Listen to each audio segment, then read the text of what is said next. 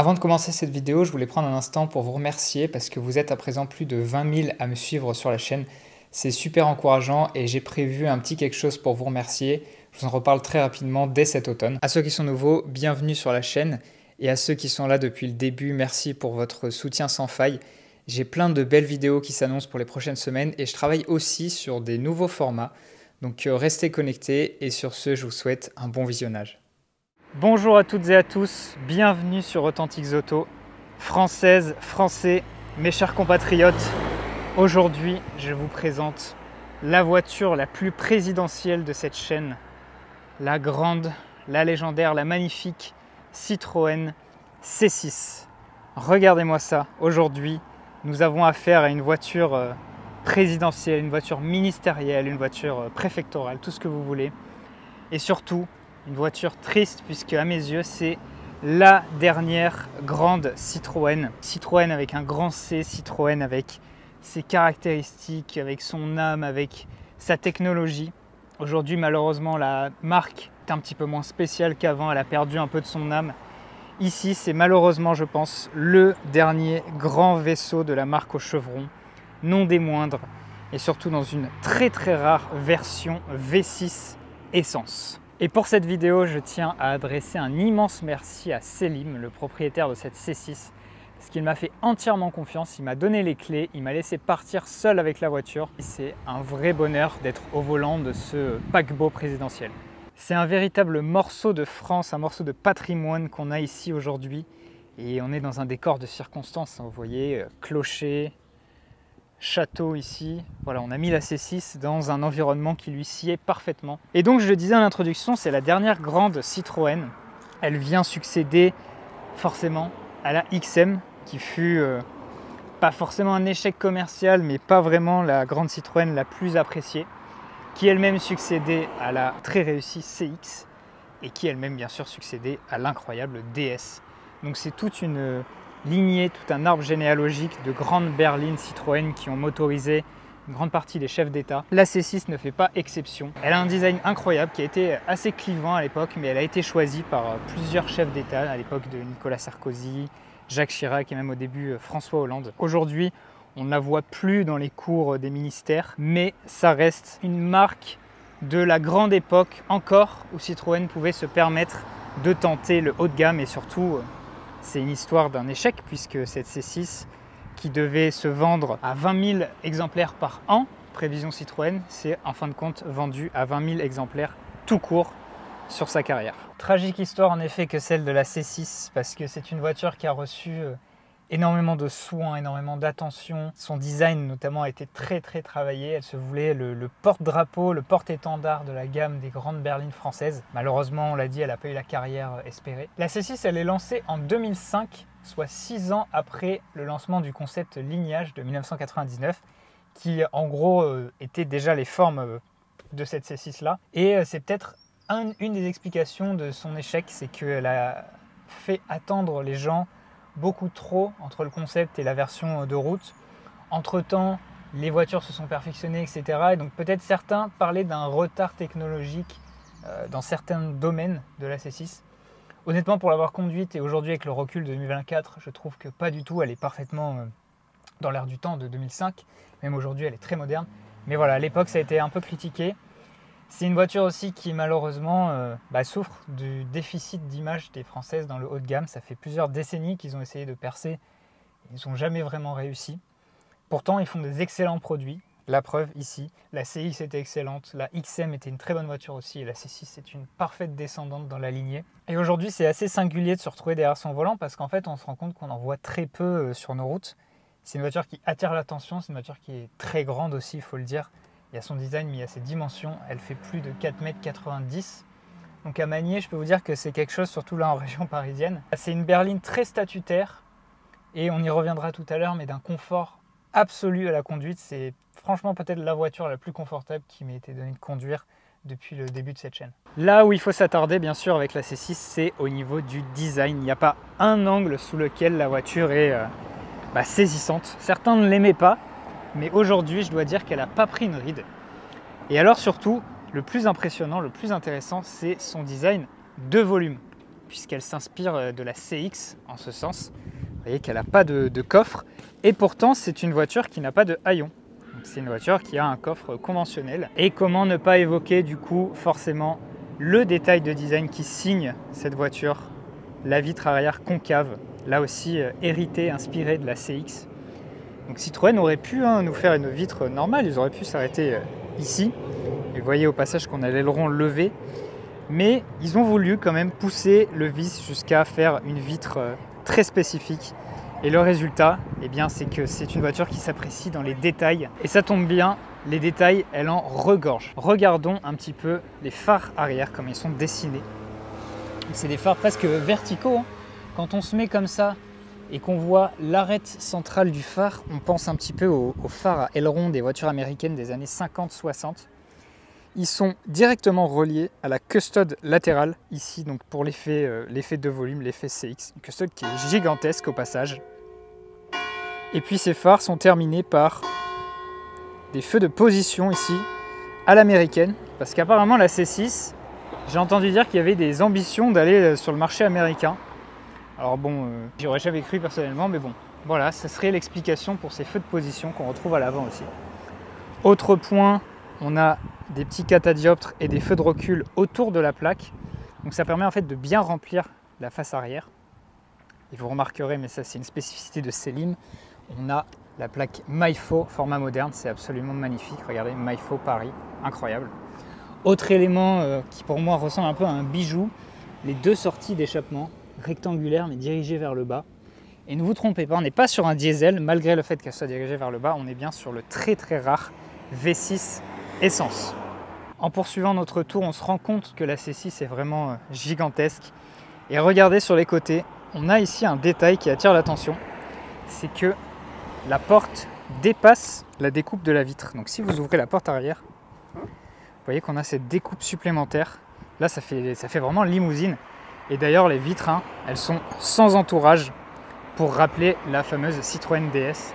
Et puisqu'on y est, peut-être que vous le verrez ici, c'est du double vitrage. Autant vous dire que l'insonorisation, elle est incroyable, mais on passera à l'arrière et à l'intérieur un petit peu plus tard. On retrouve sur le côté des belles touches de chrome, en plus des entourages de vitres. Donc on a ça sur les bas de caisse. Et puis de magnifiques jantes en 18 pouces qui sont ici une option puisque c'était les jantes diamantées. Elles ont envoyé un espèce d'effet un peu polish. C'est absolument splendide. Et au milieu, on retrouve le logo Citroën prolongé, donc les deux chevrons comme pour rappeler la calandre avec écrit Citroën à droite et à gauche. Ça pareil, c'est un détail de design incroyable. Et il faut dire que cette voiture, elle n'a pas été dessinée par entre guillemets un designer star en particulier, mais elle est issue du centre de style Citroën. Et le moins qu'on puisse dire, c'est que le travail est réussi, en tout cas je trouve pour ma part. Et donc ça nous amène naturellement à l'avant. Et là à l'avant, on a vraiment ce côté un petit peu mammifère marin, je trouve, parce que la voiture est très bombée, elle va vers l'arrière. Et d'ailleurs, ce côté bombé du toit, ça donne une très bonne habitabilité, on verra ça tout à l'heure. Et à l'avant, on retrouve ce regard, peut-être ce regard qui est un petit peu divisé, parce que c'est pas extrêmement élégant, il faut le reconnaître.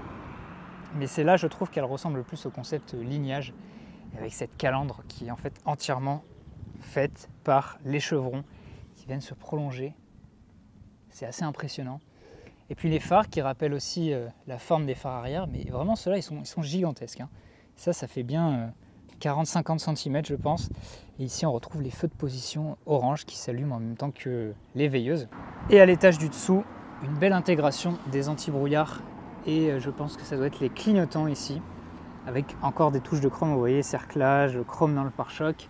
Donc là, ils n'ont pas été avares, Citroën. Peut-être un reproche qu'on peut lui faire, c'est qu'elle a un porte-à-faux avant qui est assez important.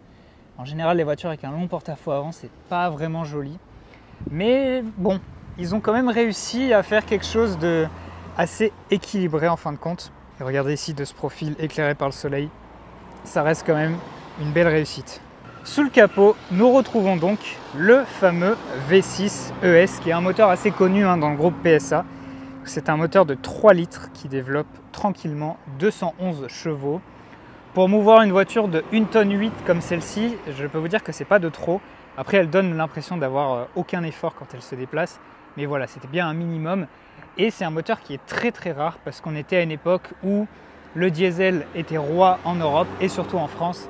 Et la C6 proposait une motorisation V6 2,7 litres HDI biturbo qui développait aussi 200 chevaux et qui était bien plus prisée, qui consommait moins. Enfin, elle était objectivement mieux d'un point de vue routier. Et d'ailleurs, plus tard, elle passera aux 3 litres avec cette fois-ci 240 chevaux, toujours en diesel. Donc, c'est pas l'offre la plus puissante en essence, mais c'est très rare et c'est très velouté.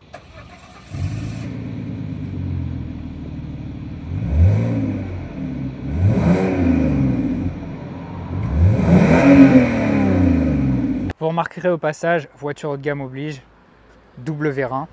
Et puis quelques détails de design, comme par exemple le fait que ce soit un seul des deux chevrons qui s'ouvre. Regardez avec les nuages, la classe que ça donne. Et puis on a repris ici le design du chevron à l'intérieur du capot. C'est pas le sujet principal dans cette voiture, le moteur, mais n'empêche qu'un V6 hyper velouté et très discret, c'est parfait pour cette voiture présidentielle. On l'a dit, l'extérieur est un monument de design. Et bien l'intérieur, c'est la même chose, ça se poursuit. Et comme le disait très bien mon ami Mathieu, présent sur le tournage et que je remercie pour son aide, c'est un mélange de détails qui sont over-engineered et puis des détails qui sont un petit peu sacrins, comme par exemple le volant réglable manuellement. Et ça en fait une voiture française, c'est-à-dire qu'il y a des choses parfaitement confortables, assez marrantes, et d'autres qui sont un petit peu, pas à la ramasse, mais un petit peu en dessous, et ça fait ce cocktail-là. Allez, bref, passons à l'intérieur. Regardez-moi cette luminosité. On se croirait dans un salon. C'est magnifique. Et on commence forcément par ces deux fauteuils en cuir beige. Merveilleux. Qui ont avec un cuir légèrement plus foncé d'ailleurs ici. Et qui sont d'un confort, je peux vous dire. C'est hallucinant. La porte. Concentrons-nous sur la porte. Regardez-moi ce détail. C'est peut-être le plus beau détail de tout l'intérieur de la C6. Des rangements à coulissement vertical en bois avec du volant intérieur. Si vous voulez le refermer, ça remonte tout seul sans aucun bruit, on se croirait dans un avion. C'est incroyable. Bon, ici on a les équipements plutôt classiques, mais on a quand même les sièges entièrement électriques avec des réglages assez complexes, 2 positions de mémoire. Il faut savoir que celle-ci, elle est full option. Elle a le pack lounge, on va en reparler. Il lui manque juste le toit ouvrant. Allez, on s'installe.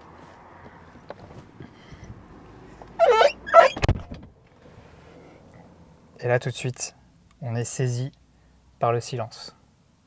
Bienvenue dans l'un des intérieurs les plus agréables et les plus zen dans lesquels j'ai pu poser mon séant. L'intérieur entièrement beige de la C6. Il faut savoir que le beige comme ça, qui allait jusque sur le tableau de bord et même sur le volant, c'était une option, donc c'était pas de série. Là, on a tous les boutons, les aérateurs qui sont beiges. C'est sublime. Alors certes, les critiques de l'époque, il faut passer par là malheureusement, diront que ça, ce poste radio, c'est hérité de la 407. Certes, que ce poste ici, c'est très commun, on le voit sur plein de Peugeot, plein de Citroën. Certes, mais bon, concentrons-nous plutôt sur ce qui fait la différence. Donc je vous ai déjà montré les rangements incroyables ici.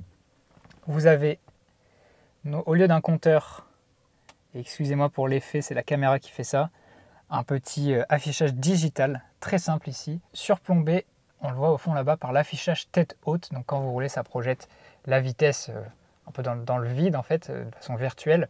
Ça, c'était une innovation sur une voiture française à l'époque. Bien sûr, on a le GPS, et d'ailleurs, ce petit écran là, hérité des Peugeot, ça par contre, c'est une fonction qui n'est pas héritée des Peugeot. Vous pouvez l'incliner avec des boutons. Il y a un bouton, une fonction. Ça sert à indiquer pour le fait que les ceintures soient attachées ou pas. Et ça, c'est pour la luminosité de l'écran. On était à l'époque où voilà, il y avait énormément de boutons. Je pense que vous pouvez le voir sur cette console centrale qui est très complexe, il faut le dire. Clim automatique, logique.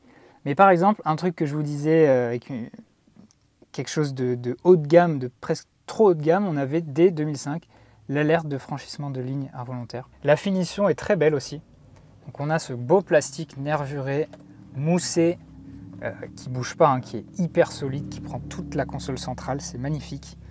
Des inserts en bois précieux et puis là-haut, un plastique moussé noir, un peu plus simple. Mais regardez la luminosité de cet habitacle et la forme de ces fauteuils.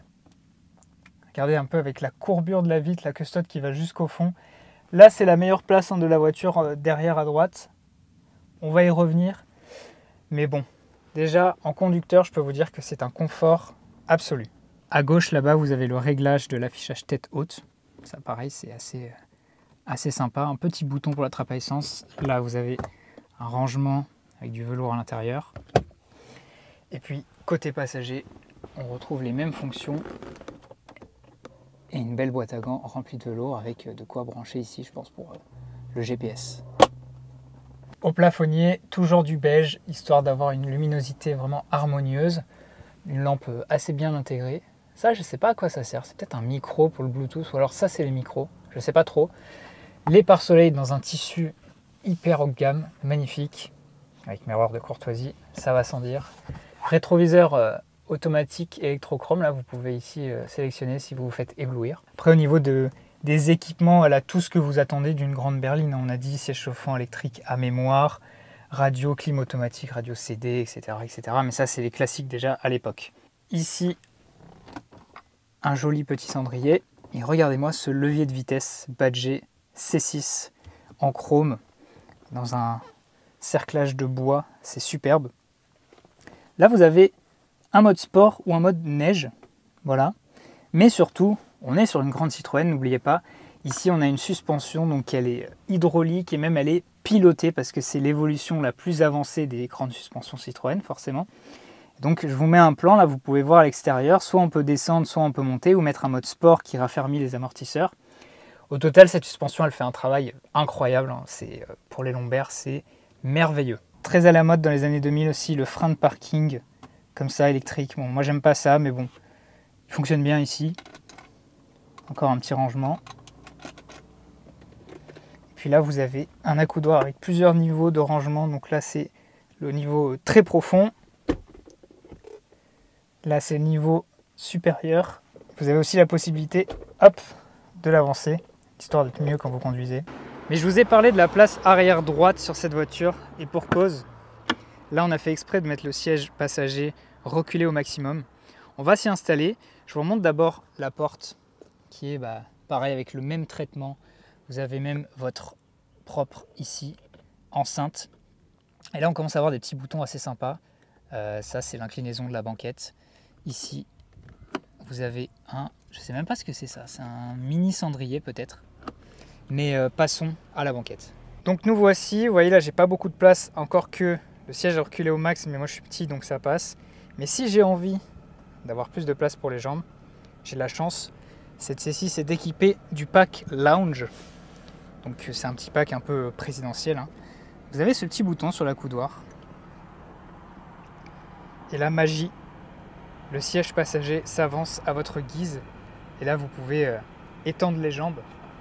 Et c'est pas tout, puisque on a aussi la possibilité d'incliner la banquette. Donc là, j'ai la banquette qui est inclinée au maximum. Enfin, la banquette, je devrais dire le fauteuil, parce que c'est le fauteuil individuel à droite et à gauche qui s'incline différemment. Et là, vous êtes au sommet. Regardez cette vue. Et oui, aussi, bien sûr qu'on a la clim automatique avec 2 allumes-cigares, un chacun, histoire de vraiment ne pas avoir à patienter pour allumer son cigare. Qu'est-ce qu'on est bien installé en C6. Je vous ai dit que les fauteuils étaient réglables électriquement. Est-ce que je vous ai dit qu'ils étaient chauffants? Eh bien oui. Vous voyez ici, on a une petite molette qui permet aussi d'avoir des sièges chauffants à l'arrière. Il ne manquerait plus qu'à d'avoir les sièges massants, mais bon, on n'est quand même pas dans une allemande. Mais je dois vous dire que le confort, il est peut-être supérieur à une allemande. Ça se sent encore plus en roulant, mais déjà là, c'est incroyable. Et je vous montre aussi donc, notre point de vue sur le design des sièges. Parfaitement creusés, les ceintures presque qui se font oublier avec leur côté beige. Mais on a ici un pare-soleil. Et ça, c'est vraiment ce côté-là française. Le pare-soleil n'est pas électrique. Sur une allemande, il l'aurait été. Mais bon. Et cette vitre arrière si spéciale vue de l'intérieur, c'est vraiment bizarre. Ça fait des reflets, c'est pas le plus agréable, mais bon. Et je terminerai avec l'équipement audio JBL. Garantit que la voiture a un super son. Et on finit sur les custodes.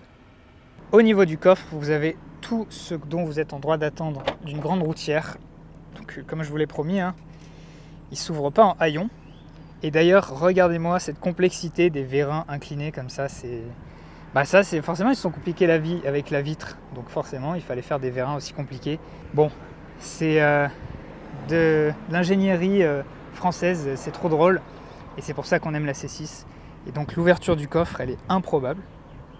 Mais il est quand même assez profond. Vous pouvez voir ici qu'il y a pas mal d'espace là pour partir en voyage. C'est absolument parfait.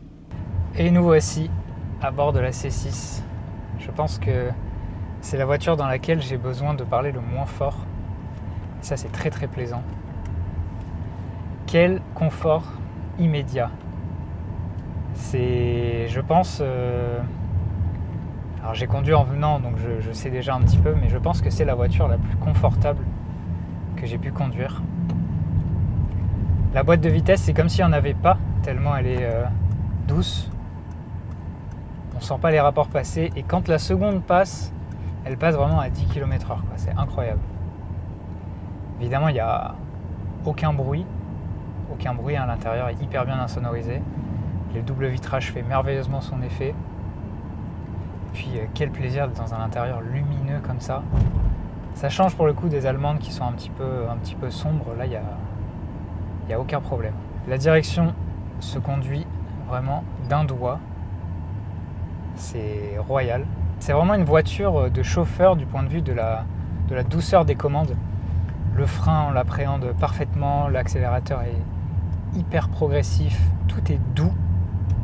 On a des bruits de roulement, certes, mais qui sont quand même bien atténués. Et je peux vraiment tenir le volant avec deux doigts, il ne se passe rien, quoi. C'est incroyable. Et alors, les suspensions... Suspension, c'est magnifique. Là, on ne l'a pas encore vraiment vu sur cet itinéraire jusqu'à maintenant, mais la voiture, en fait, parfois, elle se cabre, elle va d'en avant, en arrière, sans que ça soit quelque chose qui donne mal au cœur ou qui soit désagréable. Mais on sent que ça travaille et on sent que là, on est sur une Citroën. C'est clairement la version la plus évoluée d'un système de suspension qui avait 50 ans à l'époque, pile, puisque sorti en 2005, la DS c'est 55, donc 50 ans pile d'évolution de suspension Citroën pour le meilleur, pour aboutir à ce résultat qui est magnifique. Les sièges aussi, quel bonheur de pouvoir tout configurer. Là je peux mettre, je me fais gonfler un peu les appuis lombaires, j'ai l'arrière du siège qui remonte, avant-arrière, j'ai même le support de cuisse que je peux remonter. Et là pour être dans le trafic d'un samedi en région parisienne, donc c'est quand même assez bouché, assez dense, je peux vous dire que c'est hyper confortable d'être en C6 parce que là du coup on fait aucun effort en fait. On fait aucun effort pour la conduite, c'est ce qui la rend parfaitement agréable. Au niveau de la visibilité, la vitre arrière, je vous le disais tout à l'heure, elle n'est pas super, ça offre des reflets et tout, donc bon, parfois le design ça va pas avec la fonctionnalité. Mais bon, je choisis le design dans ce cas précis.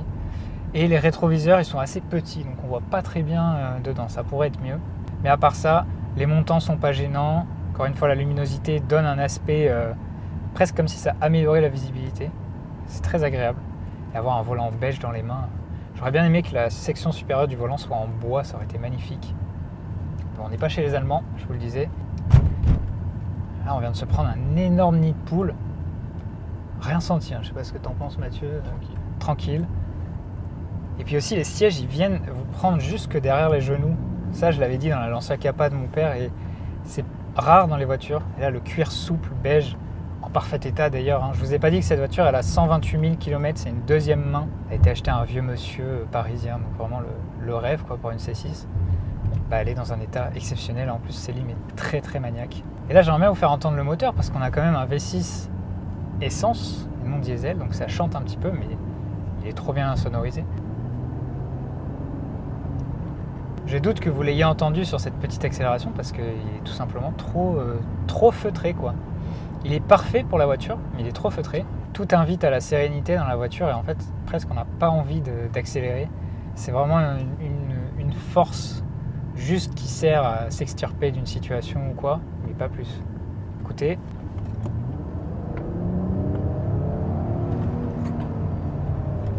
C'est un joli bruit, c'est un feulement de V6. Bon, on sent que la boîte est très lente et qu'elle met du temps à passer les rapports. Là, elle a toujours pas compris qu'il fallait... Voilà, ça y est. Mais bon, C'est un bruit sympa quand on en a envie, mais la plupart du temps on a juste envie de cruiser sans l'entendre dans la sérénité totale, quoi. Je pense que c'est une expérience qu'on pourrait rapprocher, j'ai jamais essayé mais je fais l'hypothèse, d'une Lexus plus que d'une Mercedes ou d'une BMW, plutôt le Lexus dans son approche un peu zen, très, très agréable. Par contre, alors c'est un point que j'ai pas mentionné parce que c'était pas l'objet de la vidéo, mais la carrière de la C6 elle a été aussi entachée par des problèmes de fiabilité. Donc là pour le coup ça ne s'apparente pas à une Lexus. Problème de fiabilité de type électronique, vanne EGR sur les diesels, petits problèmes sur les suspensions aussi, enfin des trucs pas agréables et qui entachent, comme souvent, la réputation des grandes françaises. On pense à la Peugeot 605, on pense à la Citroën XM. Mais si on met de côté ces problèmes électroniques, ça reste quand même une expérience de conduite supérieure, on va dire. En plus, tout est automatique. Là j'ai les phares automatiques Xenon dans le tunnel. J'ai l'affichage tête haute au fond là-bas. J'ai régulateur de vitesse aussi au volant, bien sûr. Autant vous dire que là, on est dans un environnement très propice. Vous l'avez vu sur les plans statiques, on était devant un château. Là, on traverse des villes comme Bougival, Louvciennes. On va passer aussi au Vésiné. Enfin bref, on ne peut pas faire plus bourgeois et plus adapté à cette Citroën. D'ailleurs, personne vraiment ne se retourne sur son passage parce que j'imagine que les gens ici sont habitués à avoir vu des C6 dans le passé. Non, là, je fabule, j'en sais rien, mais ça m'amuse de penser que ce soit le cas. Et voilà, je voulais retranscrire un peu cette atmosphère détendue, lumineuse, feutrée de la C6, surtout dans des quartiers comme ça, avec de magnifiques demeures au milieu de la forêt dans le 78. C'était un vrai plaisir, un vrai privilège. Je comprends que ça a été une voiture de chef d'État. Ça invite à la sérénité, ça permet un peu de se reposer, de se couper du monde. Donc je pense que c'est la voiture parfaite pour ça. Est-ce que c'est bien digne des grandes Citroën ? Oui, 1000 fois oui. Il y a le pari risqué du design, il y a les détails à l'intérieur, la qualité de certains éléments, et puis le toucher de route inimitable français, Citroën, la suspension incroyable, le confort hallucinant, la facilité, puis un beau moteur quand même. Elle a relevé avec brio, je trouve, un petit peu creux de la vague de la XM. Et aujourd'hui, on est orphelin de ces grandes berlines. On a la DS9, mais c'est censé plus être la marque Citroën, c'est DS. Et puis elle a un style un peu plus conventionnel. C'est une belle voiture quand même. Mais je pense que la C6, c'est vraiment la dernière dans son genre. Et à mon avis, on risque pas d'en revoir une de sitôt. Pour conclure, un grand merci encore une fois à Selim pour sa confiance. C'était une après-midi très reposante que j'ai passée avec sa C6. Hyper agréable à conduire et puis c'est quand même un monument automobile français et j'espère que la vidéo vous a plu. Si c'est le cas, n'hésitez pas à me le dire dans les commentaires, à me laisser un petit like, à partager la vidéo et puis à vous abonner pour soutenir mon travail. Et puis si vous voulez que je filme votre Youngtimer, si vous êtes un ancien ministre et que vous avez une voiture à disposition, je suis ouvert. Vous pouvez me contacter sur Instagram ou bien par email à l'adresse qui s'affiche et on peut arranger ça. En attendant, moi je vous dis à la prochaine pour une prochaine vidéo. Allez, à bientôt.